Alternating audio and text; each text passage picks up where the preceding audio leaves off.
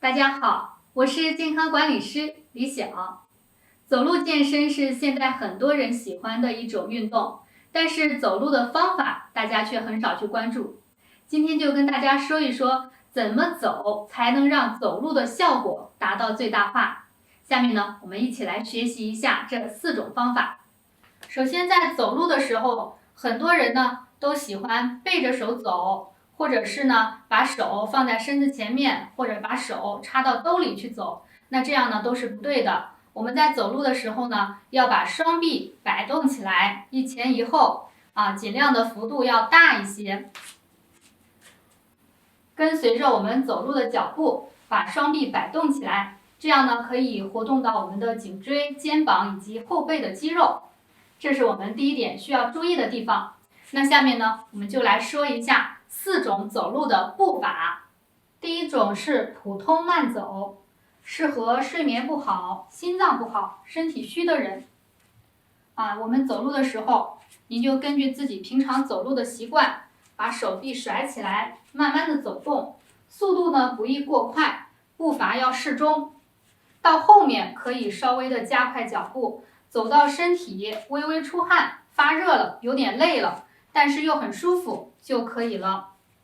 这个方法呢，可以改善睡眠，改善新陈代谢，保护心血管。第2种步法呢是脚掌着地走，适合高血压的人。走路的时候，脚掌先落地，脚后跟随后，慢慢的走，脚掌先落地。速度可以逐渐的加快。脚趾和前掌有很多的头部的反射区，这样走呢可以保护脑血管，稳定血压。走到身体微微的出汗就可以了。那在运动后呢，心跳可以在5分钟之内恢复正常，是最好的。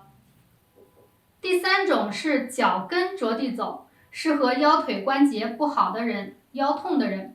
走路的时候，脚后跟先着地，然后用大脚趾带着身体向前推进，双臂摆动，有一种在弹着走的感觉。这样走呢，可以增加脚踝的肌肉和韧带的锻炼，增强韧带的韧性，缓解这种关节的僵硬和疼痛。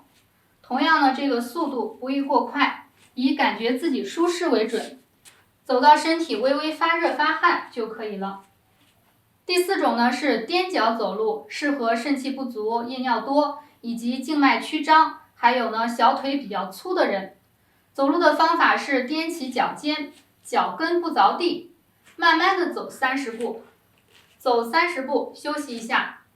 可以根据自己的情况重复去做3到5组，以轻松舒适为度，不要追求步数。老年人呢可以扶着墙壁或者树木来保持身体的平衡，也可以原地走。那么这个方法呢就不是为了走很远的路了，可以在小范围的进行锻炼。